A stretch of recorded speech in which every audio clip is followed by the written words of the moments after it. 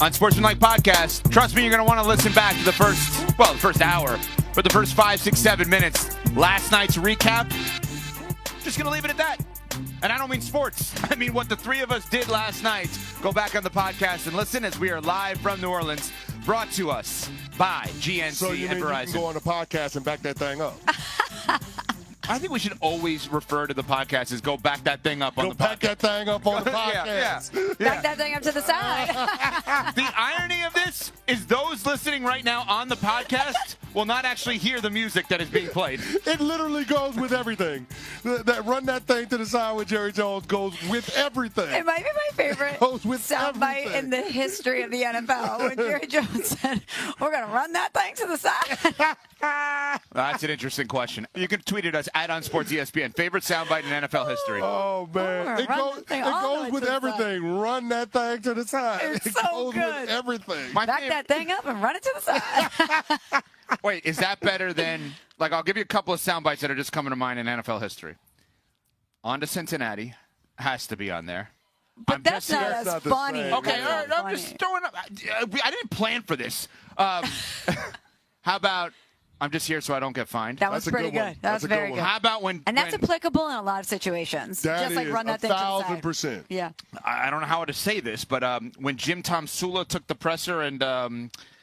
he passed gas at the press conference as the head coach. That was a funny soundbite, if we're going to be honest, right? I mean, Jim Mora playoffs. Jim Mora playoffs. Yeah. Herm Edwards, obviously, play to win the game. Yeah. Play to win the game. Parcells has had a million of them, right? But of course, Dan Campbell, kneecaps. Yeah. But we don't play that one a lot. We just talk about that one. Yeah. The ones that you're bringing up, we've played a bunch of them over the course of time here.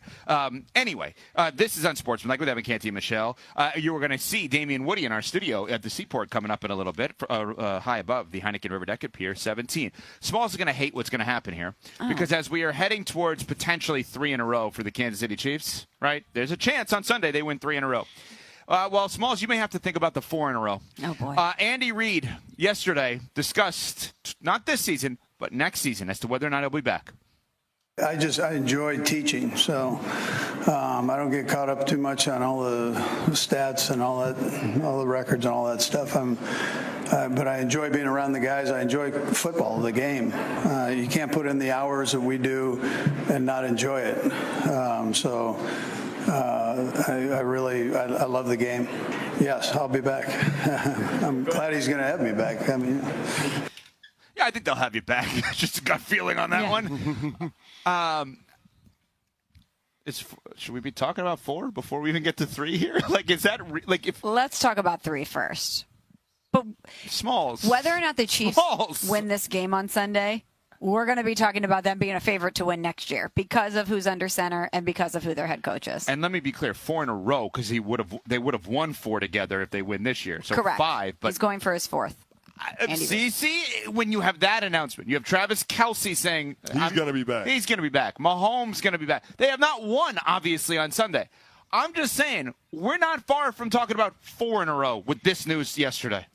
No, and if you're talking about 4 in a row, then that puts you in a different class. Like, we're already talking about Mahomes graduating to the Jordan era, but if he wins 4 in a row and does what Michael didn't do, what Tom Brady didn't do, I mean, like at that point, like you're comparing him to those people, and he would have an argument to say that he was more dominant in his sport than they were at theirs. That's where we're at with Patrick Mahomes. If he wins 3 in a row and he's going for 4 in a row, which is on the board, then yeah, you could be talking about most dominant athlete ever. Well, I think you're right. Nuno asked the question if we have the right mouth of appreciation for the Chiefs run. I'm going to guess that's a mount. But God, this is killing me as a Jordan and Brady guy. This would be, if they win this year and they go for 4 and he somehow pulls that off, the most dominant 4 or 5 year run in the history of any sport. Not a team sport, excuse me. Yeah. Because Tiger, Serena, there's more dominant. There's more dominant than what Tiger did, though.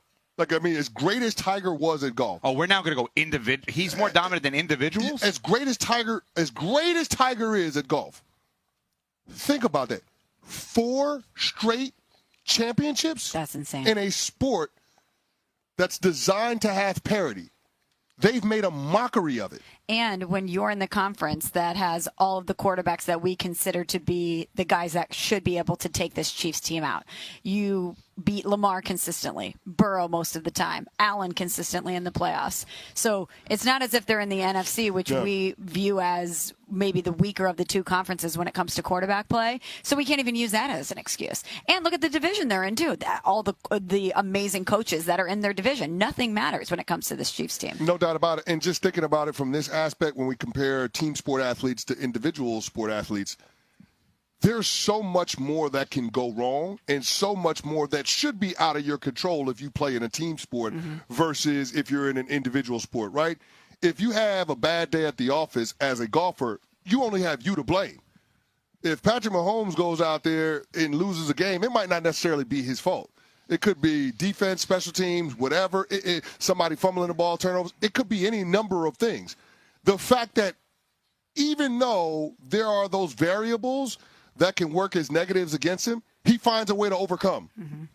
That to me is wildly impressive. And just sitting there thinking about the prospects of it, there's a chance that they could three-peat.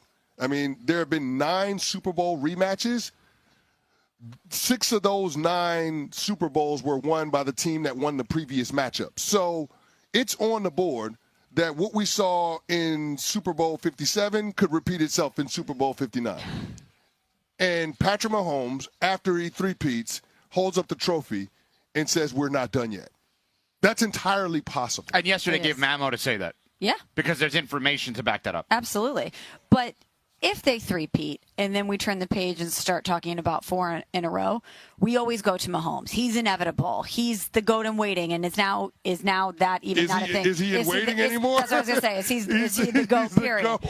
But I don't think that we give Andy Reid enough credit. We always talk about him like Mahomes, then Reid. And when I think back to the Belichick-Brady era, yes, we always talked about Tom Brady, but so much of it went towards Belichick, like the hoodie, and he's going to exploit every weakness. I don't know if it's because Andy Reid is so relatable and so likable. He's just like this happy guy who loves a cheeseburger and wants to teach guys, and he's not as gruff with the hoodie and with his sayings as Bill Belichick. And maybe it's because the Patriots had the Patriot way. So through that vessel, you always kind of say everyone that's coming here is adopting the Bill Belichick philosophy and mindset, and they have to be like him in order to win. Whereas when we talk about the Chiefs, we talk about Patrick Mahomes first and foremost.